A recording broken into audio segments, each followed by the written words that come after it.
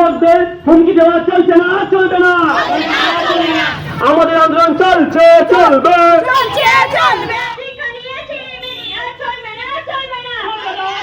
বন্ধ করার চেষ্টা করছে তারা কি মাঝপথে আমাদের দায়িত্ব নেবে যে আমরা মাধ্যমিকে সব ভালো রেজাল্ট করব? তারা কি গ্যারান্টি দিতে পারবে? আমরা যেসব স্যারদের কাছে বলছি তারা এই থেকে আমাদেরকে বলছে তারা গ্যারান্টি দিতে পারবে যে আমরা ভালো নাম্বার পাবো। যারা অলরেডি টিচার আছে তাদের একটা স্যালারি আছে, যারা বেকার যুবক তারা যদি টিউশনই করে তাদের জীবিকাটা নির্বাহ করতে পারে, তাদের কথা তো ভাবতে হবে। হ্যাঁ, তাদের বছরের মাঝখানে সেটা ভাববে। আমি একটা কথা বলতে চাই, যদিও স্যালারি ছাড়াও পড়ায়, আমি একটা কথা বলতে চাই, হ্যাঁ সরকার এই কথাটা ভেবেছে তাদের উদ্দেশ্যে আমি ঠিক মানছি, কিন্তু যারা ভালো পড়ায় আমরা তো তাদের কাছে যাব। আমরা তো একভাবে স্পেসিফিক করে বলিনি যে স্কুল টিচারদের কাছে পড়বো, আমরা তো অনেক বেকার টিউটরদের কাছে পড়ি, তারা ভালো পড়ায় বলেই পড়ি। তাহলে সমস্ত কিছুর মূল কাঠামো হচ্ছে শিক্ষা। শিক্ষা যদি ভেঙে পড়ে সবইতে ভেঙে পড়বে। তাহলে আমাদের থেকেই আগে জানা হোক যে আমরা কাদের কাছে পড়তে চাই, যারা ভালো পড়াবে আমরা তো তাদের কাছেই পড়তে চাই। আমরা ভালো টিচার চাই, ব্যাস।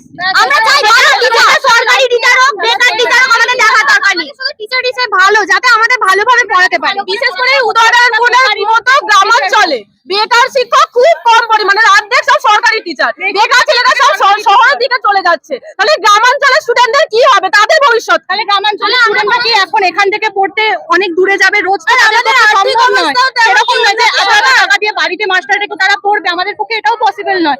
সরকারের কাছে একটাই কথা, এভাবে সেশনের মাঝখানে করা যাবে না। সবার লাইফ এর উপরে ডিপেন্ড করছে। সবার বাবা মায়েরা, আমাদের বাবা মায়েরা, আমরা এতটা বেশি দুশ্চিন্তাগ্রস্ত, আমরা পড়াশোনায় মন দিতে পারছি না। আমাদের বোর্ড এক্সামের রেজাল্ট খারাপ হলে ফিউচারের দায়িত্বটা কারা নেবে?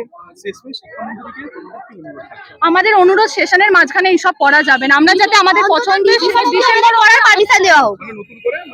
হ্যাঁ হ্যাঁ, আমরা পড়া কন্টিনিউ করতে চাই। সরকারিভাবে তাদের প্রতি কোনো অ্যাকশন নেই। হ্যাঁ, তাদের যে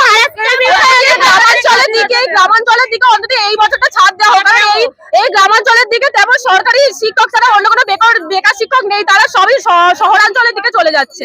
অন্তত পক্ষে যারা সায়েন্সের স্টুডেন্ট তারা নিট জয়েন্ট অনেক কিছু দেওয়ার ইচ্ছা রাখে, কিন্তু তারা দেবে কিভাবে এগুলো যদি তারা আসল শিক্ষকই না পায়? নিট যেই এদের প্রিপারেশন নিতে পারবে না সেটা আমরা গ্যারান্টি নিয়ে বলতে পারি। যদি না এক্সপেরিয়েন্স থাকে তারা কখনোই নিট যেই পড়াতে পারবে না। আর আমরা যারা আছি সবাই নিট যেই জন্য প্রিপারেশন নেবো, তাই জন্যই ক্লাস 8 থেকে আমরা তাদের কাছে পড়তে গেছি, তাদের অভিজ্ঞতা দেখে, এক্সপেরিয়েন্স দেখে পড়তে গেছি। কারণ আমরা জানি তারা কতটা ভালোভাবে আমাদের প্রিপারেশন নিতে পারবে। পরবর্তীকালে যারা নিট দেবে, যেই দেবে, তারা কি করবে? এখন থেকে যদি অঙ্কের ভিন ধরে যায় তাহলে পরবর্তীকালে তারা কিভাবে এই সব পরীক্ষাতে বসবে? বিশেষ করে এবং আমরা এই মুহূর্তে এসে উপস্থিত হয়েছি গ্রামীণ হাওড়ার একেবারে উদয়নারায়ণপুর থানার অন্তর্গত, একেবারে উদয়নারায়ণপুর যে মেন বাজার, সেই বাজারে একবার পঞ্চায়েত যে অফিস, সেই অফিসের পুরানো পঞ্চায়েত অফিসের সামনে। তো আমাদের পাশে দেখতে পাচ্ছেন প্রচুর ছাত্রছাত্রী আছে যাদের একটাই দাবি যে আমাদের স্যার, আমাদের চয়েস, টিউশন বন্ধ, নো ভয়েস। তো টিউশন আমাদের বেসিক রাইট, স্যারকে সেই পড়ানোর অধিকার দেওয়া হোক। গণতন্ত্র আমাদের অগ্রাধিকার, তাই শিক্ষক নির্বাচনও হোক আমাদের অধিকার।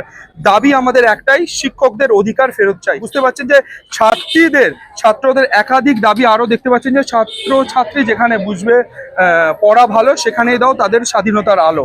তো একাধিক বিষয় নিয়ে ছাত্রছাত্রীরা তারা জানিয়েছেন, বিশেষ করে তারা জানিয়েছেন যে উদয়নারায়ণপুর অত্যন্ত মকর সংক্রান্তি একটা এলাকা এবং অত্যন্ত গ্রামীণ এলাকা, যেখানে বর্ষা কবলিত। জানেন যে এখানে বর্ষার সময় প্রচুর জল হয়, প্রায় প্রতি বছর বন্যা হয়। তো সেই এলাকার মধ্যে কিন্তু পড়াশোনা অত্যন্ত তাদের কঠিন এবং অত্যন্ত একেবারে মধ্যবিত্ত সাধারণ ছেলে মেয়েদেরই এখানে পড়াশোনা হয়। তারা একটাই দাবি জানাচ্ছেন, অ্যাটলিস্ট এই বছরে তাদের যে শিক্ষার যে এটা, এই বছরে তাদের অ্যাটলিস্ট তাদেরকে অধিকার দেওয়া হোক যে তারা তাদের পুরনো শিক্ষকদের দিয়ে বিশেষ করে সায়েন্স ম্যাথ এই যে বিষয়গুলো, সেই বিষয়গুলো তারা কিন্তু যেন পড়াশোনা করতে পারে। সরকার যে নতুন নিয়মটা চালু করেছে যে সরকারি স্কুলে যারা শিক্ষক আছে বা শিক্ষক শিক্ষিকা তাদের প্রাইভেটে পড়ানো যাবে না, এবং সেখানে আমাদের একটাই বক্তব্য যে আমরা এতদিন ধরে সেই সরকারি স্কুলের অনেক শিক্ষকের কাছে আমরা ব্যক্তিগতভাবে পড়াশোনা করেছি। হঠাৎ করে এই সেশনের মাঝখানে, বছরের মাঝখানে আমাদেরকে যদি পড়ানো ছেড়ে দেন তাহলে আমরা এখন কোথায় যাব? একটাই কথা যে এই মাঝপথে স্কুল টিচারদের পড়ানো বন্ধ করে দেওয়া হচ্ছে। এটা ওনারা সরকারি স্কুলে চাকরি করছেন, ওনারা একটা পাচ্ছেন সরকারি থেকে, সেই জন্য। এবার আমার একটা কোয়েশ্চেন, যদি খালি টিচাররা কেন, সরকারি তো অনেকেই কাজ করে, যেমন ডাক্তারদের পেশাই বলতে পারেন, ওনাদেরও আলাদাভাবে অনেক চেম্বার রয়েছে, ওখানে তারা অনেক রোগীদের দেখেন, তাহলে ওনারাও তো এক্সট্রা ইনকাম করছেন। খালি টিচারদের কেন যে ওনারা আর এক্সট্রা ইনকাম করতে পারবেন না, ওনারা পড়াতে পারবেন না? আবার কেউ যদি এইভাবে কোনো অনারিয়াম না নিয়ে বা কোনো পয়সা না নিয়েও পড়ায়, তাও লোকাল কয়েক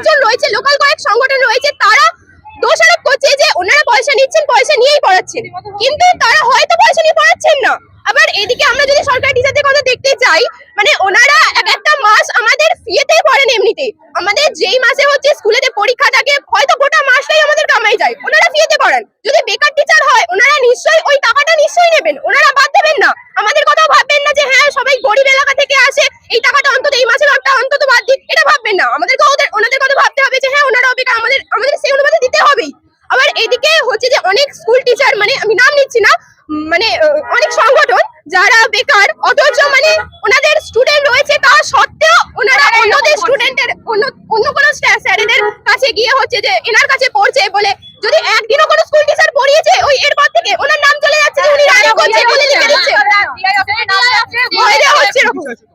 আমরা চাইছি যে এই কথাটা অন্তত ওপর পর্যন্ত যাক, কিছু নেওয়া হোক, মানে কিছু স্টেপ নেওয়া অন্তত হোক। আর এই কথাটা যেন এখানকার লোকাল সংগঠন যারা এই সংগঠনের মধ্যে রয়েছে তাদের কাছে পর্যন্ত যাক যে হ্যাঁ আপনারা যদি আমাদের পিছনে লেগে থাকেন তাহলে আপনাদের সবাইকে বয়কট করব, আপনারা এখানে থাকতে পারবেন না। তাহলে প্রতিবাদ কোনো কিছু একতরফা হয় না, দুতরফাই হয়। ওনারা যখন নেমেছেন তাহলে আমরাও নামবো। আমাদের কাছে যোগ্য বলে যোগ্য অযোগ্য ব্যাপার না, ব্যাপারটা হলে পড়ানোর একটা ধাপ চাই। এই মাঠ হতে সামনে বাচ্চারা কোথায় যাবে? আর আমরা এখানে গ্রামে কোথায় সায়েন্সের টিচার খুঁজে পাবো? আমাদের খুঁজে দেওয়া হোক। আমাদের বাচ্চারা এখন মাঝ বয়সে কোথায় যাবে? ওনারা যে এই কাজগুলো করছেন তাহলে ওদের বিকল্প চিন্তা রাখা উচিত, যেখানে আমরা অন্য জায়গায় গিয়ে পড়তে পারবো। ওনারা যে মাঝপথের ওনাদের থামিয়ে দিচ্ছেন, হুমকি দিচ্ছেন, এই যে খেলাটা খেলছেন, তাহলে ওনারা অন্য কোনো টিচার খুঁজে দিচ্ছেন। কারা হুমকি দিচ্ছে? প্রাইভেট টিউটর প্রাইভেট টিউটর আছে, তাদের নিয়ে একটা অ্যাসোসিয়েশন তৈরি হয়েছে। সেইখান থেকে আমাদের টিচারের বাড়ি বাড়ি রীতিমতো ফোন করে এবং সেখানে বাড়ি বাড়ি প্রেজেন্ট থেকে হুমকি দেওয়া হচ্ছে। এমনকি তারা শিক্ষা নিয়ে বিজনেস করা শুরু করেন।